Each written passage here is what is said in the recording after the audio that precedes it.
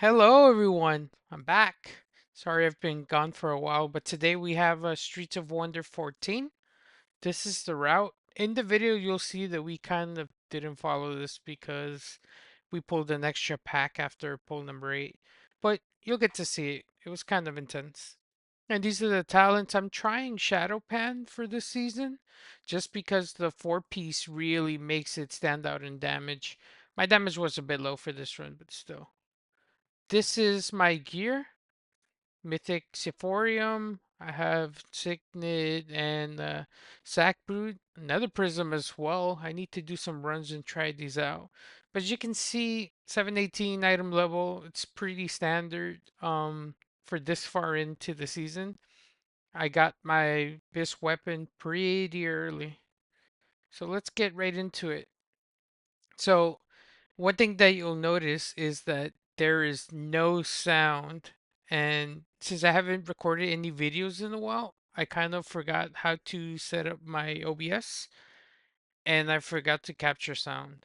So for those of you that don't know, I actually play on the Mac, not on the PC. So it's a bit different. Um, but again, we'll try to make do. That's also why the video is a bit short, but here in this first pool, you can kind of see just how much damage Shadowpan does.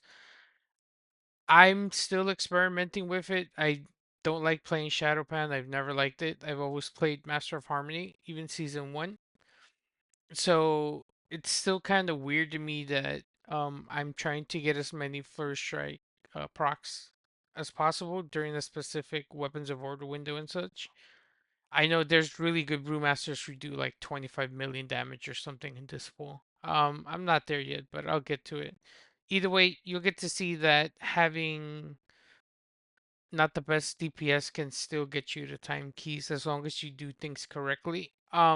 This run is probably not one of those, just because I messed up quite a bit. So you'll see.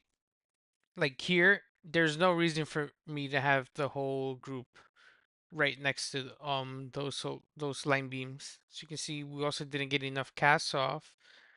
Um, One of the mistakes here is that we have 3 DPS with long interrupt timers. So hunters have a 20-second interrupt. So does the warlock, and of course the boomkin with like 40 seconds, I think.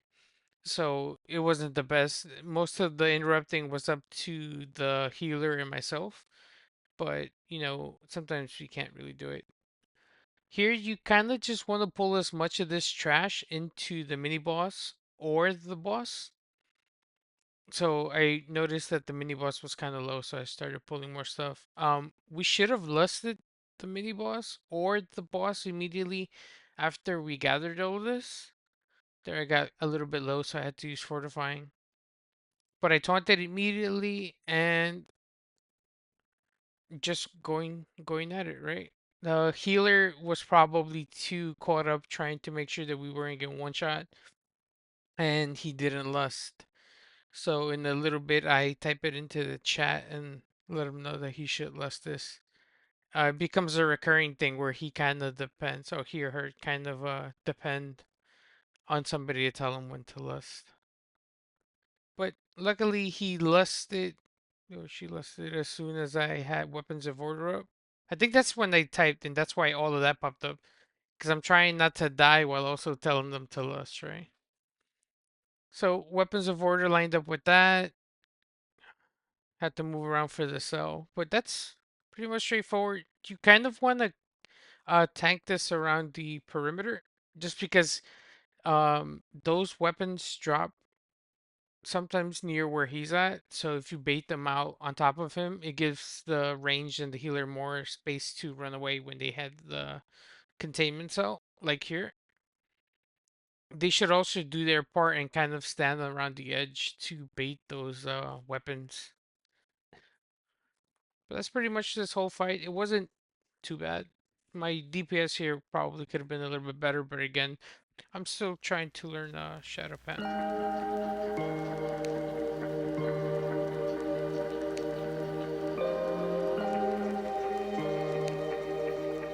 Now this little section, this little mini boss. I kind of tank him close to the edge just because if that beam splicer drops on top of us, it gives us like the whole other opposite side to kind of get away from it, right? The thing that I always fail to do is keep my Tiger's Lust so I can break out of that route. Sometimes the healers are not the best at it because they have so much other stuff to do. And then here, you just tank it in one direction and then you just move counterclockwise to make sure you open up space, which means everybody else should be doing the same, right? Here I'm just moving it so that I could activate the Triceratops just so they could get. I wanted to pull it into this pack, but sadly I couldn't. Here you can just jump next to that door and you'll activate the RP for the next boss.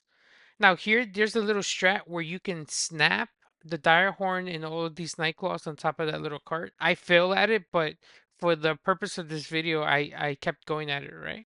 So because he's positioned too close to it, he can't snap up, right? But here he charges and then he automatically snaps back up. Now the benefit of this is that he can no longer charge at any of the party members. He'll constantly keep charging in place. The Nightclaws can still jump, right? There I targeted two peacekeepers. Everybody should run into the group, right? I think the hunter had to feign death there because he had threat. And now for the first little tip here, this little area where I'm tanking this guy, you'll see right now that you can actually stand in a specific spot to avoid these huge swirls in a little bit. You're gonna get to see it right now.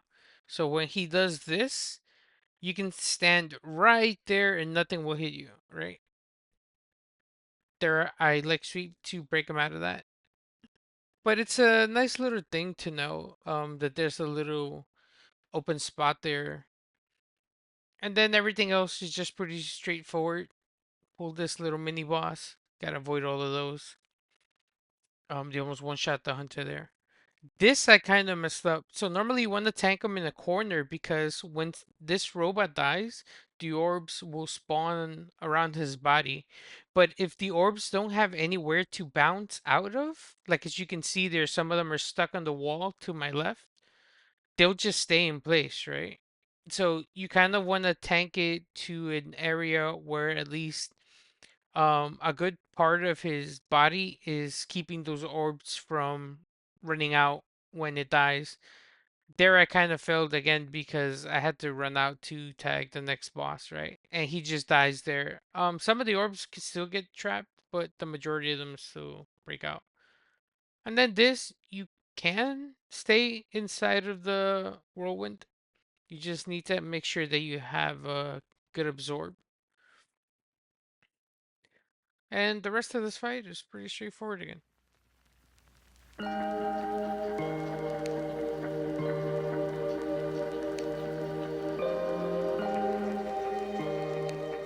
Okay, so this is where it gets hard. Normally, you would run over by this tent, hug the wall, and you're good, right? But I think somebody's pet or something pulled everything, right? And I'm already pulling these four. So now we have a whole swarm of stuff trying to come into us, right? I've already Blackhawk statue. I'm kind of low. Like, I'm trying to make sure that I can aggro everything without getting one shot. So I drop my statue again in an AoE taunt everything as soon as I get out a couple of abilities, right? So now that I have threat on everything, I'm trying to make sure that I don't get destroyed. I've already used diffuse magic and fortifying brew. So I'm trying to move towards this little area, this corner area, just because I can still get knocked back by that strong arm. So I'm trying to get knocked back into an area where I won't pull anything else, right? So this was a bit intense. But again, these 14s feel like last season's 12s or 11s. So they're not too hard. If the DPS is good, like you'll be able to time it. I'm not sure we could have plus two this just because again my DPS was a bit low. So here we get lucky with this overseer. I pull it. And normally what you want to do is pull this into the next bit of trash inside of this mailroom, right? So this is helpful because it's less trash you have to do during the little gauntlet, and it's kind of a little mini boss there, right? So here I'm interrupting everything, making sure that I aggro everything. So it's kind of good if you pull everything outside of this door because they all just clump up right here, right? One exploding keg just gets you the threat that you need on all of this stuff. So here, this is probably something you shouldn't do. You should make sure that everybody's inside before you pull this stuff, right? And the reason for that is that you need to make sure that nobody gets one shot, right? There's somebody died. I'm not sure how they died. So because they died, I had to run into the middle to absorb some of these puddles. And that elemental is free casting, right? So it's just like it's just going crazy on everyone. So as you can see there, we need to get it out, right? There we kind of failed to get it out of there. So now we have to kill it. The warlock is like really pounding at it, right? I'm trying to interrupt it in hopes that it'll run towards me, but it won't. So, hopefully later on I'll be able to time like a 15 or 16, and then I'll show you how to do it, just so that you can see how absorbing these puddles is actually a safe way to pull all this trash, right? So don't worry so much about those sides. As long as you can absorb the ones that are in the middle, you'll be okay. You'll be fine. So there again, just trying to get that elemental uh to die, and then everything else is again pretty straightforward. Just absorb, get the suitcases, and dump them into the correct tube, into the correct portal, and that's it. I should probably keybind my extraction button. Don't be like me, keybind it.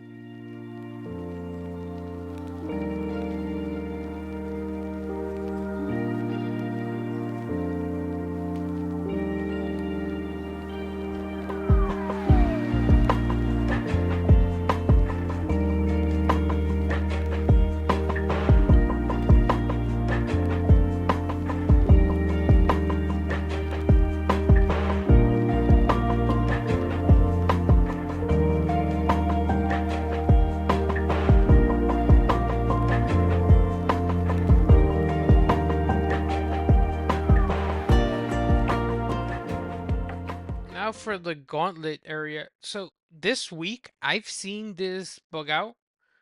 The guard won't have the options for the password. He'll just have other suggestions or whatever, and it's kind of stupid. But Blizzard should probably fix that. As the tank, what you kind of want to do is you always want to pick up the the item, the goods, and hand them in, right? Pay attention to your mini map. There's a yellow dot that shows up whenever the next vendor is available after you pick it up. It's kind of easy for us as brewmasters to aggro everything if you have Blackhawk statue talented. I've done this on warriors, demon hunters, and death knights, and for some reason it just feels a lot harder to grab thread on everything. Here we're just chilling, we're just waiting, and I'm hoping that somebody puts in the password, right? But nobody does it, so I'm like, oh damn, okay, I guess I gotta do it. This boss is also a bit like easy, I want to say, if you make sure you keep up your stacks. Again, don't be like me, keybind your extra action button. There I dropped my Blackhawk statue to AoE taunt those two guys, and then you just pack them up. I interrupted the patron instead of the security guard. You have to interrupt the security guard. There the hunter gets hit by the rotten food. That thing hurts, and I've done this dungeon as a DPS, and it feels like the rotten food just travels so fast. So don't be too hard on the DPS if they get hit by that. So again, this boss, as long as you keep your stacks, you're getting a huge damage amp, right? There I'm spamming it because I'm hoping that I'll catch the little notes, but I didn't catch any, so my buff just fades. I managed to catch him there at the end, and Well, I guess I refreshed it. But it's important to always make sure that you're paying attention under him. If you can't see it, just stand next to him and just spam your extra action button, right? So you can get it. So there again, I'm just standing under him and I'm just spamming it, right? And I managed to get it like right at the last second. And that's this whole fight. You have the damage amp and it's pretty easy.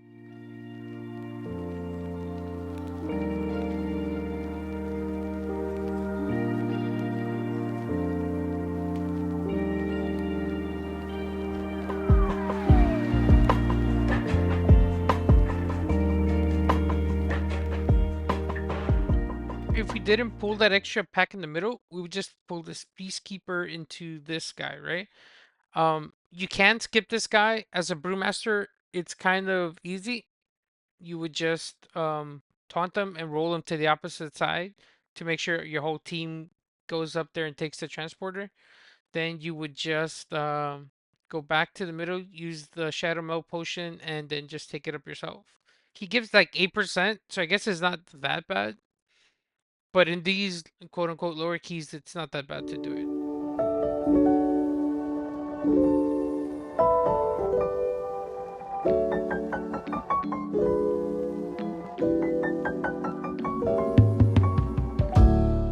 So here you're gonna see what I mean by I'm still learning the spec, and I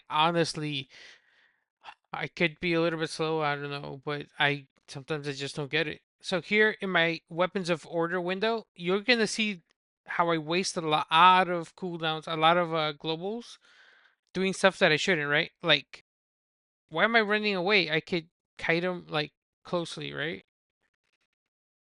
I start to use abilities that have nothing to do with proccing my flurry strikes. So my weapons of order is ticking, right? So I'm not getting the most flurry strikes as I can out of it. So my DPS is real low. And again, I've seen like good brewmasters do like 4 million on this fight. I'm doing half. I'm dipping almost below 2 million here. So I really need to work on this, right? I feel like Master of Harmony is just a playstyle that I like a lot because I can weave in my defenses with offensives, so it feels a little bit more natural to me. And this, it's like I get one celestial infusion and that's it. So it feels weird. So my DPS is kind of low, not to mention the fact that we're kind of always moving, so that doesn't help. But again, it's just proof that for these keys you don't need a lot of DPS as long as you kind of know what you're doing. You'll be able to time them. So that's this.